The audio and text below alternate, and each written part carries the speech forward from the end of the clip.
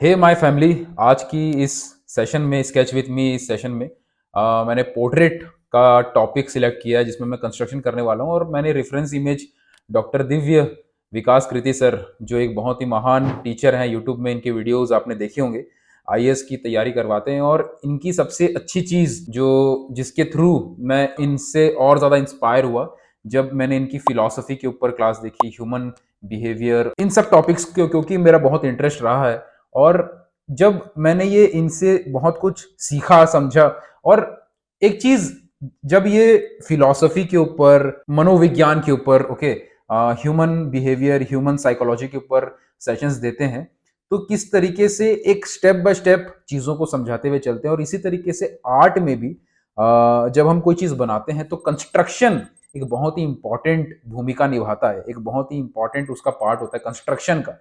क्योंकि सिर्फ ड्रॉ कर लेना, किसी के चेहरे को सिर्फ ड्रॉ करना एक बात है, स्केच करना एक बात है, लेकिन किसी के चेहरे को कंस्ट्रक्ट करना, कंस्ट्रक्शन सिर्फ पोर्ट्रेट में ही नहीं, फिगर ड्राइंग करो या कोई स्टिल लाइफ करो या कोई और सब्जेक्ट मैटर भी आप चूज करते हो, कंस्ट्रक्शन हर जगह की जाती है। और कंस्ट्रक्शन, ये जो वर्ड है कंस्ट्रक्शन, इसका बेसिक जो मीनिंग है, जो नॉर्मल मीनिंग है, वही मीनिंग आर्ट में भी है। कंस्ट्रक्शन का मतलब क्या है? बिल्डअप करना, बनाना।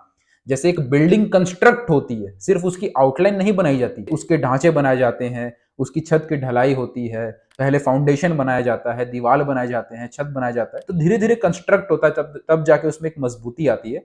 और ओवरऑल एक बिल्डिंग तैयार होती है जहां पे अंदर की मजबूती, बाहर की खूबसूरती, सब कुछ एक दूसरे को कॉम्प्लीमेंट करते हैं। वैसे ही आर्ट में भी जब हम, क्योंकि आज हम पोर्ट्रेट बना रहे हैं, तो सिर्फ हम आउटलाइन नहीं कंस्ट्रक्ट करेंगे, देखेंगे कि सिर्फ आंखें ये बादाम के जैसे शेप की नहीं होती, इसके पहले एक स्कल भी होता है। तो हल्का सा जब हम इन सब चीज़ों को समझ जाते हैं, तो जब बना रहे होते हैं हम ड्राइंग को, तो हम उस वे में बना रहे होते हैं कि पहले हम सर्कल बनाते हैं आँख के एरिया के लिए, उसके बाद धीरे धीरे उसको समझते हैं कि आँख की शेप क्यों है, कैसी है, समझते हैं कि फ्रंट प्लेन, ये चेहरे का सामने का प्लेन, ये साइड प्लेन, ये टॉप प्लेन, ओके, ये सब जो बनावट है, एक 3D स्ट्रक्चर है, उसकी बनावट को समझते हैं। सिर्फ आउटलाइन नहीं, बल्कि हर प्लेन्स को समझते हैं कि ये साइड प्लेन है, फ्रंट प्लेन है, हर चीज को कंस्ट्रक्ट करते हुए चलते हैं, जैसे एक बिल्डिंग कंस्ट्रक्ट होती है शुरू से लेकर आखिर तक। और इसीलिए आज का ये लेसन बहुत ही ज्यादा इंपॉर्टेंट है। जितने भी आर्ट के लवर्स हैं, तो ये कंस्ट्रक्शन पार्ट को जरूर देखें। और इसीलिए मैंने इसको रियल टाइम में रखा है, ताकि आप सिर्फ देखो नहीं, साथ साथ करो। और इस वीडियो को आप फुल स्क्रीन मोड में देखें, ज्यादा इजीली आपको दिखाई देगा अच्छे से, विथ रेफरेंस इमेज, और आप साथ साथ बना सकते हैं। और हर एक लाइन को आप चाहें तो मेरे साथ साथ ड्रॉ कर सकते हैं। साथ साथ वीडियो को देख देख के करोगे तो आपको समझ में भी आएगा कि क्यों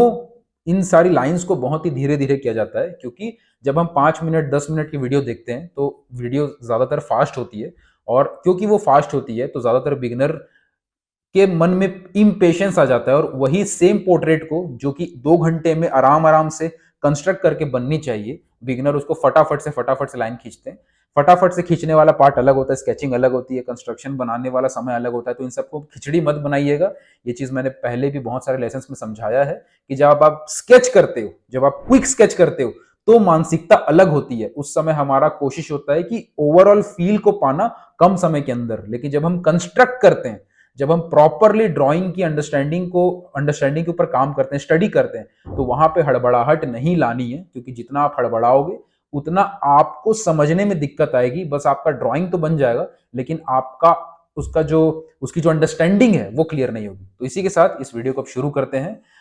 पेंसिल, पेन, अब जो भी आपके पास है, कुछ भी आप उठा सकते हो, एक पेपर उठा लीजिए। क्योंकि हम पोर्ट्रेट ले रहे हैं तो आप शुरू में पेंसिल लीजिए, ज़्यादा सही रहेगा। मैं यहाँ पे कलर पेंसिल का इस्तेमाल करूंगा। कोई भी पेंसिल, आप नॉर्मल पेंसिल उठा सकते हैं, मैटर नहीं करता कि कौन सी पेंसिल, कौन सा ब्रांड। शुरू करते हैं आज का ये लेसन। तो यहाँ पे मैं पेपर दिया है मैंने, पेंसिल कलर से मैं बना रहा हूँ। नॉर्मल पेंसिल से बना सकते हो, नो प्रॉब्लम। तो ये सर्कल जब हम बनाते हैं, तो स्पेशली सर्कल हम जब लूमीज मेथड से पोर्ट्रेट बनाते हैं तब हम बनाते हैं। और सर्कल का एक बेसिक अंडरस्टैंडिंग ये रहती है कि चेहरे में सर से लेके नाक के एरिया तक, नाक के बॉटम तक और साइड साइड के हिस्से तक हमारा सर्कल आता है। इसके ऊपर प्रॉपरली लूमीज मेथड के ऊपर मैंने अलग से वीडियो बनाई है, तो उसमें आप देख सकते हो। यहाँ पे हम कम्प्लीटली लूमीज का इस्तेमाल नहीं कर रहे हैं। यहाँ पे मैं बेसिकली जो स्ट्रेट लाइन के तरीके होते हैं कि सर को जो हमारा चेहरा है उसको हम सिंपली स्ट्रेट लाइन में पहले यहाँ पे सिंपल लाइंस खींच रहे हैं कि इसका राइट वाला हिस्सा कहाँ पे आएगा, टॉप हिस्सा कहाँ पे आएगा, बॉटम हिस्सा कहाँ पे आएगा। तो ये बेसिक अंडरस्टैंडिंग यहाँ पे ले रहे हैं। तो इस तरीके से कंस्ट्रक्शन जब हम करते हैं तो डायरेक्टली शेप नहीं बनाते हैं कि चेहरे यहाँ से गोल है, यहाँ पे गाल है, यहाँ पे कान है, ये सब शेप जो दिख रही है आपको चीज़ें छोटी छोटी, वो सब न बना के हम सिंपल ये देखते हैं कि कौन सी चीज़ कहाँ पे आएगी, और पहले सिंपल स्ट्रेट लाइन में सिंपल मार्किंग करते हैं कि कौन सी चीज़ कहाँ पे आएगी। तो आँखें यहाँ पे आएंगी तो आँखों के लिए एक सर्कल बना दिया, यहाँ पे नाक आएगा तो नाक कितना मोटा होगा उसके लिए एक छोटी सी 2 लाइन खींच के छोड़ दी। तो ऐसे एक एक करके छोटे छोटे मार्किंग देते हुए हम आगे चलेंगे। और इसमें बहुत ही ज़्यादा आपका प्रपोर्शन के लेवल पे प्रैक्टिस होनी चाहिए। तो अगर आप बहुत ही ज़्यादा बिगिनर हैं तो आप शुरू में स्टिल लाइफ वगैरह की प्रैक्टिस कर सकते हैं। स्टिल लाइफ, क्योंकि कई बार एक गलती जो बहुत सारे बिगिनर करते हैं, उनको ऐसा लगता है बिगिनर्स को कि पोर्ट्रेट के लिए कुछ अलग हमें सीखना पड़ेगा। कि जैसे कई सारे लोग एक सवाल पूछते हैं कि सर पोर्ट्रेट की क्लास आप लेते हो क्या, या सिर्फ पोर्ट्रेट हमें सीखना है, कुछ और नहीं सीखना है, हमें सिर्फ पोर्ट्रेट सीखना है। तो ये सारी जो मैंटलिटी होती है, इसी से ही आपका रॉन्ग तरीका हो जाता है सीखने का, यहीं से आपका रॉन्ग अप्रोच हो जाता है। ऐसे नहीं सीखा जाता है। सीखने के लिए आपको बेसिकली सबसे पहले फंडामेंटल और प्रिंसिपल्स को समझना पड़ेगा। फंडामेंटल और प्रिंसिपल्स मतलब क्या? मतलब वो सारी चीज़ें जो हर जगह लागू होती हैं। जैसे अगर आप चलना सीख रहे हैं, बच्चा अगर चलना सीख रहा है तो चलने का फंडामेंटल क्या है कि खड़ा होना है, एक कदम आगे बढ़ाना है, दूसरा कदम आगे बढ़ाना है, और ऐसे ऐसे करके चलना है। तो ये फंडामेंटल हुआ। तो एक बार बच्चा चलना सीख गया तो वो अलग अलग चप्पल पहन के चले, कौन सी जगह पे चले, घास पे चले या मिट्टी पे चले, थोड़ा सा जल्दी चले, फास्ट चले, स्लो चले, ये सारी चीज़ें बाद में आती हैं। तो डायरेक्ट पोर्ट्रेट सीखना ठीक वैसा ही है कि हमें फास्ट चलना सीखना है। तो फास्ट चलने से पहले आपको फंडामेंटल सीखना पड़ेगा कि चलते कैसे हैं। इसी तरीके से आर्ट में पोर्ट्रेट करो या फिगर करो या स्टिल लाइफ करो, कुछ भी करो, फंडामेंटल जो होते हैं कि स्ट्रेट लाइन में हम चीज़ों को सिंपल कर रहे हैं, या सिंपल हम मार्किंग देना सीख रहे हैं, हम प्रपोर्शन करना सीख रहे हैं कि कौन सी चीज़ कितनी मोटी है, कितनी पतली है, आँख कहाँ पे आ रहे हैं, नाक कहाँ पे आ रहा है पोर्ट्रेट के केस में, ये फंडामेंटल प्रिंसिपल्स होते हैं। तो एक बार अगर आप सीख जाते हो ये सारी चीज़ें, तो आप कुछ भी बनाओ, आप हर एक चीज़ को ड्रॉ करने योग्य बन जाएंगे। ओके, हर एक चीज़ आप बना लोगे सेम तरीके से। जैसे अगर आप चलना सीख जाते हैं तो किसी भी जगह पे आप चलो, आप चल लोगे। वैसे अगर आप इस तरीके से चीज़ों को सिंपल करना, सिंपल करके देखना सीख जाते हैं, तो आप कोई भी चेहरा हो, कोई भी सब्जेक्ट हो, आप बना लेंगे। यहाँ पे मैं पोर्ट्रेट बना रहा हूँ और पोर्ट्रेट की कंस्ट्रक्शन कर रहा हूँ। तो आप देख सकते हैं कि पहले मैंने सिंपल लाइंस खींचे कि कौन सी चीज़ कहाँ पे आएगी। जब मुझे थोड़ा कॉन्फिडेंट फील हुआ कि हाँ ये सारे लाइंस सही जगह पे लग रहे हैं, तब मैं धीरे धीरे चीज़ें ऐड कर रहा हूँ। इसी को कहते हैं step by step layers add करना। जैसे घर बनता है तो फाउंडेशन बनती है, फाउंडेशन बनने के बाद जब लगता है कि फाउंडेशन सही तरीके से बन गई है, तब जाके फिर दीवार बनना शुरू होता है। एक एक ईंट लग लग के दीवार खड़ी होती है। तो एक एक करके चीज़ें एक के ऊपर एक के ऊपर एक बनती चली जाती हैं। वैसे ही यहाँ पे जब हम कंस्ट्रक्ट करते हैं पोर्ट्रेट को या किसी भी सब्जेक्ट मैटर को, तो हम पहले एक एक करके चीज़ बनाते हैं। पहले सिंपल लाइंस बनाते हैं कि कौन सी चीज़ कहाँ पे आएगी, उसके बाद फिर एक एक चीज़ को ड्रॉ करते हैं। यहाँ पे आँखों को, नाक को, लिप्स को एक एक करके यहाँ पे मैं कंस्ट्रक्ट करूँगा, देखूँगा कि कौन सी चीज़ कहाँ पे आ रही है, और उसके बाद उसकी शेप को थोड़ा और रेक्टिफाई करेंगे हम धीरे धीरे करके, एक बार में नहीं, धीरे धीरे करके। तो इसी तरीके से जब हम बनाते हैं तो इसको कंस्ट्रक्शन कहते हैं। ओके,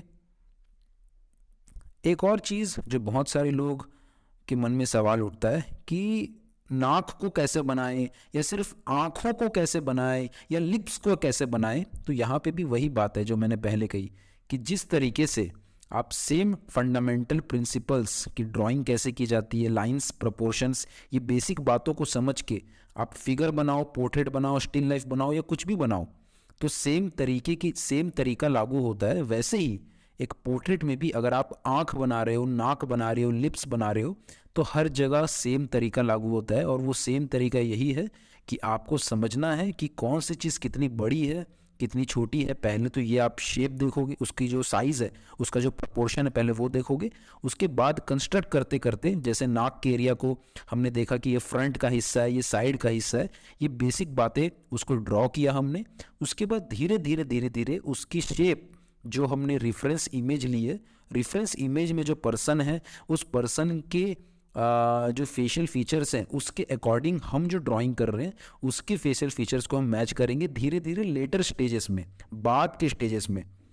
मैंने हाल ही में एक और वीडियो डाली थी पोर्ट्रेट स्केचिंग को लेके, उसमें जो मेरे ड्राइंग करने का तरीका था वो अलग था। उसमें मैं फटाफट से ऊपर ऊपर का जो एक बेसिक शेप है पूरे चेहरे का वो बना रहा था, तो वो भी आप ज़रूर देखिएगा।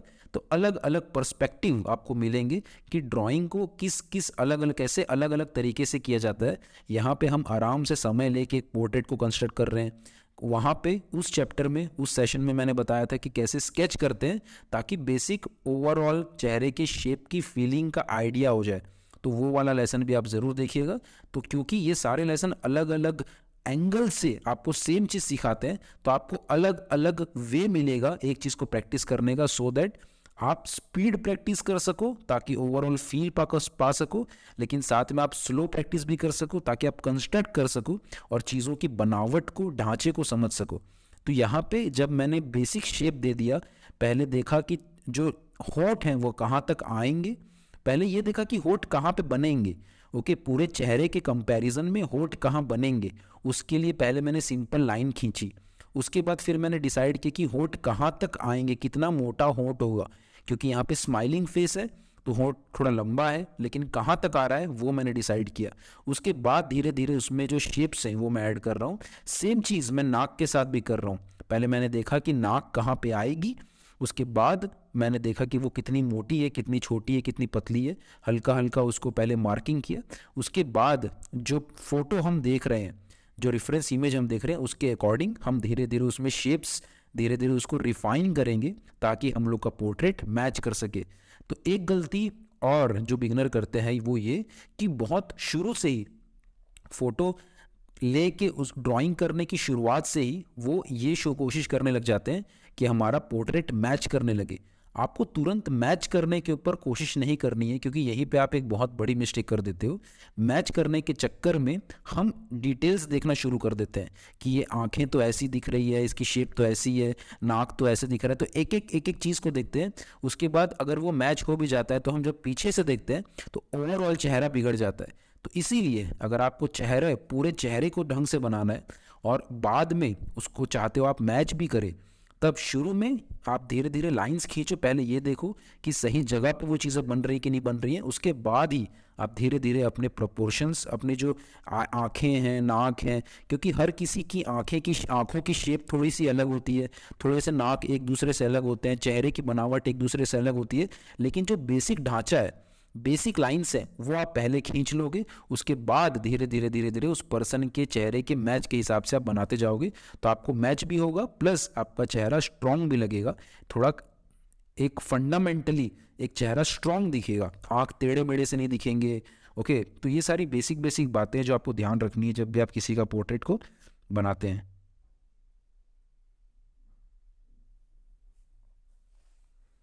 हल्के हल्के मैं और चीज़ें ऐड कर रहा हूँ। अब यहाँ पे बहुत सारे लोग ये भी सोचते हैं कि आपको कैसे पता चला कि प्रपोर्शन ऐसे ही सही है, कि आपको कैसे पता चला कि नाक यहीं पे होगी, आपको कैसे पता चला कि आंखें यहीं पे होंगी। तो ये ऑब्वियसली इसके लिए बहुत प्रैक्टिस लगती ही लगती है। प्रैक्टिस किस चीज़ की? प्रपोर्शन स्टडी करने की। प्रपोर्शन स्टडी कैसे करें, उसका सबसे एक बहुत अच्छा जो टॉपिक आप ले सकते हो वो है स्टिल लाइफ। स्टिल लाइफ लोगे, लाइव ड्राइंग करो, उससे आपका प्रोपोर्शन इंप्रूव होगा। प्लस और भी कई सारी एक्सरसाइजेस होती हैं जो आपको हेल्प करती हैं ये सारे फंडामेंटल को इम्प्रूव करने में, क्योंकि यही सारे वो फंडामेंटल है जिसके दम पे आप ये सारी चीज़ें, पोर्ट्रेट हो या फिगर हो, बना पाते हो। तो प्रोपोर्शन इंप्रूव करने के लिए कुछ एक्सरसाइजेस भी हैं। एक दो एक्सरसाइज मैंने बहुत ही क्रूशियल, बहुत ही ज़्यादा इंपॉर्टेंट एक्सरसाइज मैंने शेयर भी किया है यूट्यूब पे, वो मैं आपको नीचे शेयर कर दूंगा लिंक में, आप जाके ज़रूर देखिएगा। बहुत ही कमाल की एक्सरसाइज है, आपके प्रोपोर्शन को बहुत हेल्प करेगी इंप्रूव करने में। मैं भी यहाँ पे, अगर आप जब ये पूछते हैं कि आपको कैसे पता चला ये चीज़ें इस यहीं पे आएंगी, तो इसके पीछे बहुत सारी प्रैक्टिस लगती है, बहुत गलतियाँ होती हैं। और ऐसा नहीं होता है कि हमने शुरू में जो लाइन दिया मैंने, ओके, शुरू में जो बेसिक लाइंस खींची वो परफेक्ट ही है। हम कोई मशीन नहीं है कि हम एग्जैक्ट खोज लेंगे। तो हम धीरे धीरे अपनी कैपेबिलिटीज़ को बढ़ाते हैं प्रैक्टिस कर करके, प्लस ये चीज़ को भी मन में रखते हैं कि मिस्टेक होगी तो उसको मिटा के ठीक करेंगे। आंखें देखो, सर्कल है, सर्कल के ऊपर ऐसे आंखें आई हुई हैं, और आंखों को जब हम बना रहे हैं तो कंस्ट्रक्ट कैसे कर रहे हैं, जैसे ये आंखों की लीड्स है, ठीक है, तो ये साइड प्लेन है, ये इस साइड का प्लेन है, ये ऊपर का प्लेन है, ये लेफ्ट साइड का प्लेन है। तो इस तरीके से कंस्ट्रक्ट करके आप समझ पाते हो कि इसमें मोटापा है और इसकी आकार कैसा है। ओके, ये जो हिस्सा है ना, देखो ये वाला हिस्सा, ये राउंड है, यहाँ पे राउंड है, तो ये चीज़ आप फील कर पाते हो, ठीक है। जैसे ये आंखों के ऊपर ये पुतली है, तो इसमें 3 तो प्लेन है मान लो, ठीक है, ये इधर का प्लेन है, ये इधर का प्लेन है, ये इधर का प्लेन है। तो जैसे एक रियल 3D वर्ल्ड में होता है, ओके, जैसे एक स्कल्पचर होता है, एक मूर्ति होती है, तो जिसको आप छूओगे, या फिर आप खुद की अपनी आंखों को छू के देखो, या सिर्फ छू के भी नहीं तो आप ऑब्जर्व करो, आईने के सामने खड़े होकर अपने चेहरे को देखो, अपने अपने बॉडीज, अपने पूरी बॉडी को देखो, अपने आसपास रखी सामान को देखो, और देखो कि कैसे उसमें प्लेन्स होते हैं, फ्रंट प्लेन, साइड प्लेन, एक पूरा जो स्ट्रक्चर होता है 3D स्ट्रक्चर, वो उसको फील करने की कोशिश करो। ओके, इसे कहते हैं विजुअल सेंस ऑफ टच, जो विजुअली हम फील करते हैं कि हम किसी चीज़ को टच कर रहे हैं, जिसे हम आर्ट की भाषा में टेक्सचर भी कहते हैं, कि टेक्सचर का एक फील होता है आर्ट में, कि हम देख के फील करते हैं कि कुछ जगह की सरफेस की जो सरफेस कैसा है, रफ है, स्मूथ है, जो विजुअली हम फील करते हैं बिना छुए, हम देख के फील कर पाते हैं। वो जो सेंस ऑफ विजुअलाइजेशन है, विजुअल अपनी आंखों के थ्रू ये फील कर पाना, इसका स्ट्रक्चर कैसा है, बनावट कैसी है, वो चीज़ आप डेवलप कर पाते हो जब आप ऑब्जर्व करते हो अपने आसपास के सराउंडिंग्स को थोड़ा ध्यान से का मतलब ये नहीं कि डिटेल्स, ध्यान से का मतलब है उसको ओवरऑल ऑब्जर्व करते हो। कई लोग सोचते हैं ध्यान से का मतलब डिटेल्स की, यार इसके चेहरे में तो ये छोटा सा पिंपल भी दिख रहा है, ये तो छोटा सा ये एक तो बाल भी दिख रहा है, वो डिटेल्स की बात नहीं कर रहा हूँ मैं। एक ओवरऑल, एक आर्टिस्टिक नज़र से आप देखते हो कि चेहरा सिर्फ एक फ्लैट पेपर की तरह नहीं होता। ओके, चेहरा या कोई भी चीज़ कोई फ्लैट नहीं होती, उसमें भी वॉल्यूम होता है, 3D पन होता है।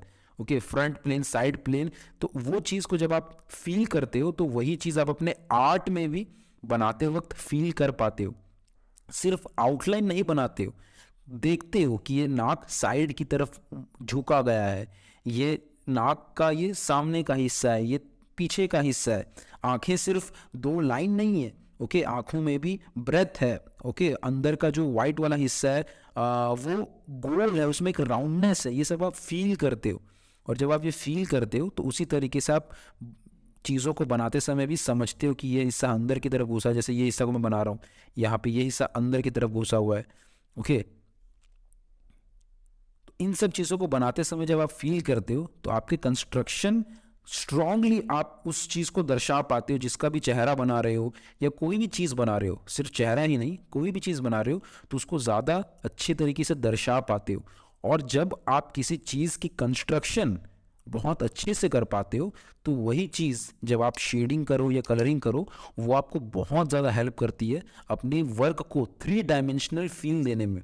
और जब आप अपने वर्क को 3 डायमेंशनल फील दे पाते हो तभी जाके आपके वर्क में वो मजबूती दिखाई देती है, वो आपके आर्ट के प्रिंसिपल्स के ऊपर आपकी जो पकड़ है वो दर्शकों को नज़र में आती है। और ये सारी बातें ज़रूरी है आपको समझना, ताकि वो सारी चीज़ें आप सीख सको, समझ सको, हर एक आर्टवर्क में अपने आप ऑब्जर्व कर सको। और जब भी आप उसको प्रैक्टिकली करो तो वो सारी चीज़ें आप अपने आर्टवर्क में ऑब्जर्व करो कि ये चीज़ें सही से हो रही हैं कि गलत हो रही हैं। क्योंकि जब तक आपको ये नहीं पता होगा कि क्या क्या आपको पता होना चाहिए, तब तक आप ये पता नहीं कर पाओगे कि क्या आपको अभी तक पता नहीं चल रहा था, जो आपके आर्टवर्क में आपको नहीं दिख रहा था, जो आपके आर्टवर्क में आपको सुधारना है। तो ये सारी चीज़ें इसीलिए ज़रूरी हैं। तो ये सारे शब्द जो वर्ड्स यहाँ पे इस्तेमाल हो रहे हैं, अगर आपके लिए ये सारे वर्ड्स नए हैं तो आपको बहुत ज़्यादा इन सब चीज़ों पे काम करने की, सीखने की ज़रूरत है। भले ही जब मैंने कंस्ट्रक्शन बोला या 3D फील बोला या एक विजुअल टच बोला या फिर वैल्यूज़ बोला या फिर स्ट्रक्चर बोला या फिर सिंप्लीफिकेशन बोला, या अलग अलग जो सब्जेक्ट मैटर होते हैं, स्टिल लाइफ बोला, पोर्ट्रेट बोला, लैंडस्केप बोला, तो ये वर्ड्स, ये आर्ट के जो वर्ड्स होते हैं, ये सारी चीज़ें आपको बेसिक पता होनी चाहिए ताकि इन सब के ऊपर आपकी कंप्लीट अंडरस्टैंडिंग रहे। ये देखो, ये वाला हिस्सा अंदर की तरफ घुसा हुआ है, तो जब मैं इसको ड्रॉ कर रहा हूँ तो मैं ये फील कर रहा हूँ कि ये वाला हिस्सा अंदर की तरफ घुसा हुआ है और यहाँ से आँखें बनी हुई हैं। ओके, तो मैं हल्के हल्के हाथों से चीज़ें ऐड कर रहा हूँ। आप देख सकते हो कि मैं चीज़ें धीरे धीरे ऐड कर रहा हूँ। ये आँख, नाक, मुंह मैंने अभी बनाना शुरू किया है। ओके, अभी मैं ये वाला आँख बना रहा हूँ, अभी मैंने थोड़ी देर पहले नाक बनाई, तो मैं चीज़ें धीरे धीरे ऐड कर रहा हूँ। और कई लोग जो मिस्टेक करते हैं वो ये कि स्टडी करने के दौरान वो डायरेक्टली आँखों की शेप बनाते हैं। देखो, आँखों की शेप जब तक आप डायरेक्टली बनाते रहोगे और कंस्ट्रक्ट नहीं करोगे, तो तब तक आप सिर्फ फोटो देख देख के फोटो को देख के बनाने तक ही सीमित रह जाओगे। ये चीज़ आपको समझनी ज़रूरी है। आप कभी भी ऐसा नहीं होगा कि बिना रेफरेंस इमेज देखे आप गलतियां खोज सको। बहुत बार आपके पास रेफरेंस इमेज नहीं होती है, आपके पास सिर्फ आपकी आर्टवर्क होती है, और आर्टवर्क में बहुत सारे चेंजेस आपको खुद से करने होते हैं या आपको खुद से देखना होता है कि इसमें क्या गलत लग रहा है। तो जब तक आप इस तरीके के कंस्ट्रक्शन पार्ट को नहीं सीखोगे या कंस्ट्रक्शन वे में आप प्रैक्टिस नहीं करोगे, तब तक आप फोटोज़ पे, दूसरे रेफरेंस इमेज पे ही डिपेंडेंट रहोगे पूरी तरीके से, और वो बहुत ज़्यादा आपको डिसेबल कर देगा, आपको एक तरीके से वो विकलांग बना देगा। ओके, आपको हैंडीकैप बना देगा कि आप उस पर निर्भर हो। आप अपने आर्टवर्क के बेसिस पे ना आप अपनी गलतियां खोज रहे हो, ना आप अपने आर्टवर्क के बेसिस पे समझ पाओगे कि क्या ठीक करना है या क्या चेंजेस करने से ज़्यादा अच्छा फील आएगा। वो सारी चीज़ें तभी पॉसिबल है जब आप सिर्फ फोटोज़ को देखो नहीं, बल्कि उसको अंडरस्टैंड करो। ओके, रियल लाइफ से ड्राइंग करते समय सिर्फ आउटलाइन नहीं बनाओ, बल्कि पूरा कंस्ट्रक्ट करके उसको चीज़ों को समझो। तो ये चीज़ें ज़रूरी है। यहाँ पे ये जो चेहरे के भाव हैं, चेहरे के जो एक्सप्रेशन है, गाल थोड़े फूले हुए हैं तो वहाँ पे एक शेप बन रही है, एक ओवल सा शेप बन रहा है, तो इसको मैं नोटिस कर रहा हूँ। नीचे चिन की तरफ क्या शेप बन रही है, एक आलू जैसा शेप आ रहा है। ओके, आलू स्पीयर बोलो, आलू बोलो, जो भी, कोई टमाटर बोलता है, कोई बटन बोलता है, कोई इसके जैसा दिख रहा है, जो भी एग्जाम्पल कुछ भी लो आप, वो आपकी मर्जी है, लेकिन समझो कि ये सारी शेप्स दिख रही हैं, और जब आप इसको ऐसे देखोगे तो आपको बहुत कुछ दिखाई देगा, आपको बहुत सारी चीज़ें समझ में आएंगी जो आपको अपने चेहरे पे या किसी भी सब्जेक्ट मैटर जो भी आप कर रहे हो उस पर आपको करनी है। जब आप इस स्टेज तक पहुंच जाते हो ना, जहाँ पे आपका बेसिक चेहरा का शेप बन गया है, कहाँ पे कौन सी चीज़ें आएंगी वो बन गया है, आंखें कहाँ पे आएंगी वो बन गया है, नाक कहाँ पे आएगा वो बन गया है, लिप्स कहाँ पे आएंगे वो बन गया है, तो अगर आपका चेहरा फिर भी मैच नहीं कर रहा है तो कुछ पॉइंटर्स जो आपको देखने हैं जिसकी वजह से आप अपनी गलतियों को ठीक कर सकते हो। सबसे पहले वापस से आप अपने आर्टवर्क को चेक करना शुरू करो कि पहले जो ओवरऑल चेहरा का शेप है वो सही है कि नहीं, वहाँ से शुरू करो, ताकि वहाँ से अगर कोई गलती है तो आपको पूरा क्लियरली समझ में आए कि इसको ठीक करना ज़रूरी है। चेहरा अगर किसी की टेढ़ा है या झुका हुआ है या सीधा है, वहाँ से देखना शुरू करो। फिर देखो कि आँख, नाक, मुंह, ये जो फेशियल फीचर्स हैं, आँख, नाक, मुंह, कान, हेयर लाइन, ये सही जगह पे है कि नहीं। ओके, कैसी बनी है उसको बाद में देखना। कई सारे लोग इसी में गड़बड़ करते हैं कि ये तो लिप्स थोड़ा सा पतला है, इनका लिप्स थोड़ा सा गोल है, ये हंस रहे हैं, ये दांत दिख रहा है, ये सब में घुस जाते हैं। नहीं, पहले वहाँ से अगर देखोगे तो कंफ्यूज हो जाओगे। पहले सिंपल देखो कि लिप्स जहाँ बननी चाहिए, ओके, वहाँ पे है कि नहीं।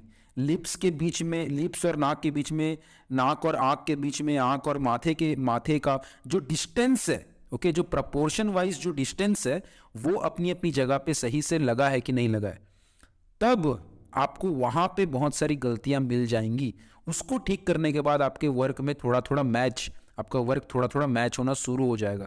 उसके बाद जाके ये सारी बेसिक चीज़ों को ठीक करने के बाद जाके आपको देखना है कि जो शेप्स हैं वो शेप्स सही है कि नहीं। जैसे स्माइल का हिस्सा है तो स्माइल थोड़ी सी नीचे हो गई है, या स्माइल थोड़ी सी और चौड़ी होगी। ये जो छोटी छोटी चीज़ें, ये आखिरी में आप चेक करना शुरू करोगे, तब जाके आप सही प्रोसेस में अपने पोर्ट्रेट में गलतियां खोज पाओगे। अगर आप डायरेक्टली डिटेल वाली चीज़ को पहले गलती खोजोगे तो वहाँ पे अगर आप ठीक करते भी रहोगे ना, तो बहुत सारे मिस्टेक ही है, बहुत सारे लोग गलती ही करते हैं कि उसको ठीक करते रहते हैं, करते रहते हैं, आंखों को ठीक करते रहते हैं, फिर भी बोलते हैं यार 1 घंटा हो गया आँख को ठीक कर रहा हूँ फिर भी ये मैच नहीं कर रहा। क्योंकि आपने आंखों को बहुत सुंदर कर दिया, ठीक कर दिया, लेकिन आँख जहाँ बननी चाहिए थी उससे थोड़ा ऊपर बन गई है, नीचे बन गई है, तो वही चीज़ गलत हो जाती है।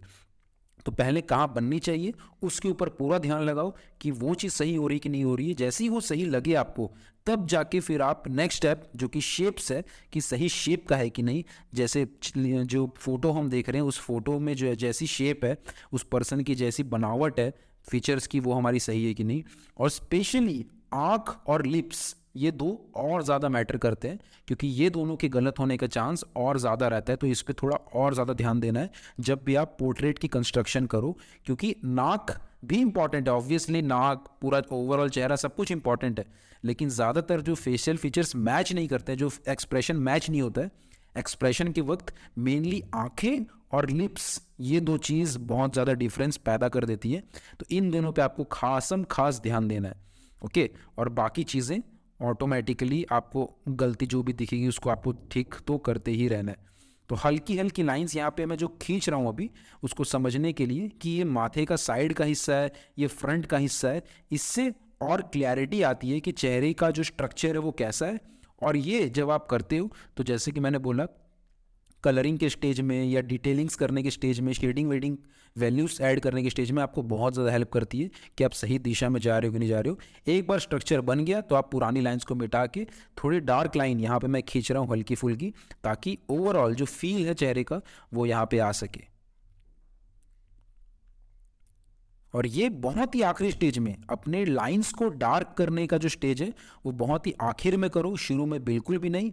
क्योंकि शुरू में अगर आप लाइंस को डार्क कर देंगे, चीज़ों को डार्क कर देंगे, तो उसमें आपका ध्यान ज़्यादा चला जाएगा, उसमें आपका जो ध्यान है उस, जैसे कई कई सारे आर्टिस्ट शुरू में आंखों को कलर नहीं करते हैं, क्योंकि एक डिस्ट्रैक्शन का पॉइंट बन जाता है वही, कि लोग वहीं पे उसी पर्सन की आंखों को देखने लग जाता है, जिसकी वजह से बाकी चेहरे का गड़बड़ होने का चांस बढ़ जाता है।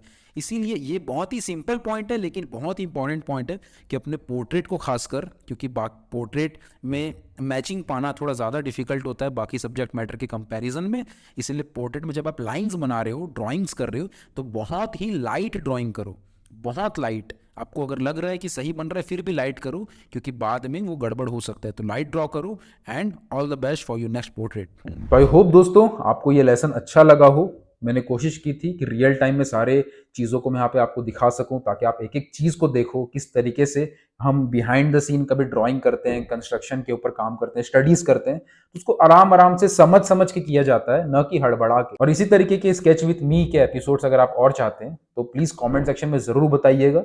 अगर आपने आज एक लेसन को समझा है, कोई पॉइंट्स जो आपको अच्छे लगे हों, उसको कमेंट सेक्शन में लिखिएगा, उसको अपने वर्क में इंप्लीमेंट कीजिएगा, शेयर कीजिएगा, इस वीडियो को, अपने काम को इंस्टाग्राम पे शेयर कीजिएगा, मुझे टैग कीजिएगा। देख के बहुत अच्छा फील होता है कि आप सब लोग सिर्फ देखते नहीं हैं, साथ में करते भी हैं। क्योंकि सिर्फ देख लेने से अगर आर्ट सीखा जाता तो हर कोई सीख जाता, लेकिन द रियल थिंग इज कि आप उसको इंप्लीमेंट कर रहे हैं कि नहीं, सीखने के साथ साथ उसको प्रैक्टिकली कर रहे हैं कि नहीं, कितनी बारीकी से आप हर एक पॉइंट को समझ रहे हैं और उसको इंप्लीमेंट कर रहे हैं, वो मैटर करता है कि आप कितना सीख रहे हैं, बजाय इसके कि आप कितनी सारी वीडियोस देख रहे हैं और कितना फटाफट चीज़ों को देख के सिर्फ खत्म कर रहे हैं। उसको इंप्लीमेंट करना जरूरी है। तो इसी के साथ मैं यहाँ पे उम्मीद करता हूँ कि आपको ये लेसन अच्छा लगा हो, आपको कुछ सीखने को मिला हो, आपको इस लेसन से हेल्प हुई हो। मिलेंगे आने वाले और भी लेसन्स में। मेक श्योर कि आप सब्सक्राइब जरूर करें, बेल आइकन दबा दें, क्योंकि बहुत सारे वीडियोस ऐसे मैं कोशिश करूंगा जो आपको टाइमली मिल सके, ताकि आप साथ साथ जैसे वीडियो अपलोड हो साथ साथ स्केचिंग मेरे साथ साथ कर सके, जिससे आपका टाइम प्रोडक्टिव हो सकेगा, स्केचिंग आप कर पाएंगे। और साथ में जब वीडियो अपलोड होती है उस समय अगर आप स्केच करते हो, साथ में अपलोड करते हो, शेयर करते हो, तो एक फ्रेश माहौल रहता है, मजा आता है। तो उसके लिए जरूरी है कि आप बेल आइकन दबा के अपडेटेड रहें, ताकि नोटिफिकेशन आपको टाइमली मिल सके। तो मिलते हैं आने वाले वीडियोस में। Thank you so much for giving your time. Take care, love you all.